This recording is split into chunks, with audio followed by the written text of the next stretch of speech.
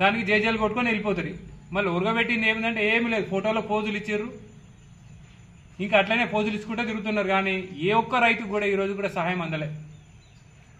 ఇలా 1000 ఎకరాలు దాదాపు మీ అధికారులు ఇచ్చిన లెక్కలే దాదాపు 20,000 ఎకరాలు మినిమం ఉంది పంట నష్టం. దానికి తోడు పంట నష్టం కాదు, ఇసుక మెట్టలు పెట్టి రైతులు ఇప్పుడు పోతే లింగంపల్లి అంటారు, మా భూమి లేడునే మాకు దొరకదు, అది మా గుంటలు 10 గుంటలు నా భూమి ఉంది, మొత్తం మట్టి వేరుకపోయింది, ఇప్పుడు దాన్ని హద్దులు ఎవరు చూపించాలని మేము ఒకటే డిమాండ్ చేస్తున్నాం. తొందరనే ఆ ఇసుక మెట్టలను తొలగించి రైతులకు ప్రభుత్వ అధికారులతోటి మార్కింగ్ ఇప్పియాలి, వాళ్ళకు వాళ్ళ ఒడ్డులు చూపించాల్సిన బాధ్యత ఈ ప్రభుత్వం మీద ఉంది.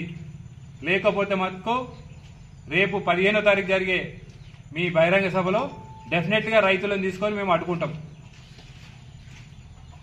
ఇది మంట రైతు ఒక్కసారి దూడిపోయిన, ఒక్కసారి నాగిరెడ్డిపేట దూడిపోయింది, మొత్తం మురిగిపోయిన వాసన వస్తున్నాయి, పొలంలో తిరగడం కూడా వస్తలే పొలాలల్లో.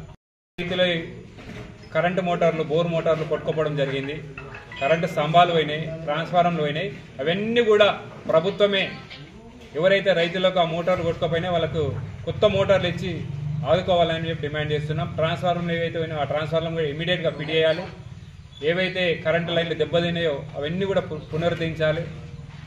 ఎందుకంటే రైతులు అనే వాళ్ళు దేశానికి అన్నం పెట్టే వాళ్ళు కాబట్టి కనీస ప్రభుత్వం యొక్క బాధ్యత అది చేయాల్సింది, వెంటనే చేయాలని చెప్పి డిమాండ్ చేస్తుంది.